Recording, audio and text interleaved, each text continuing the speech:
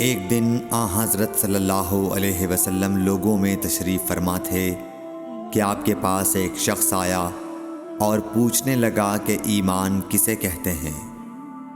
آپ صلی اللہ علیہ وسلم نے فرمایا کہ ایمان یہ ہے کہ تم اللہ پاک کے وجود اور اس کی وحدانیت پر ایمان لاؤ، اور اس کے فرشتوں کے وجود پر، اور اس اللہ کی ملاقات کے برحق ہونے پر، اور اس کے رسولوں کے برحق ہونے پر، اور مرنے کے بعد دوبارہ اٹھنے پر ایمان لاؤ۔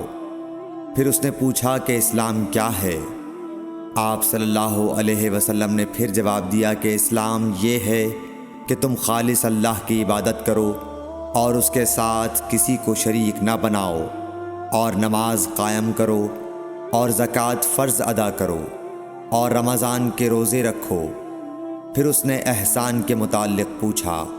آپ صلی اللہ علیہ وسلم نے فرمایا، احسان یہ ہے کہ تم اللہ کی عبادت اس طرح کرو گویا تم اسے دیکھ رہے ہو۔ اگر یہ درجہ نہ حاصل ہو تو پھر یہ تو سمجھو کہ وہ تم کو دیکھ رہا ہے۔ پھر اس نے پوچھا کہ قیامت کب آئے گی؟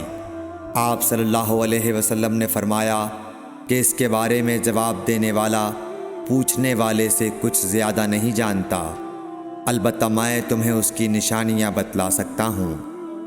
وہ یہ ہیں کہ جب لونڈی اپنے آقا کو جنے گی، اور جب سیاہ اونٹوں کے چرانے والے دیہاتی لوگ ترقی کرتے کرتے مکانات کی تعمیر میں ایک دوسرے سے بازی لے جانے کی کوشش کریں گے، یاد رکھو قیامت کا علم ان 5 چیزوں میں ہے جن کو اللہ کے سوا کوئی نہیں جانتا۔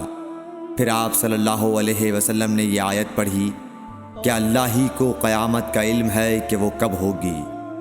پھر وہ پوچھنے والا پیٹھ پھیر کر جانے لگا۔ آپ نے فرمایا کہ اسے واپس بلا کر لاؤ۔ لوگ دوڑ پڑے مگر وہ کہیں نظر نہیں آیا۔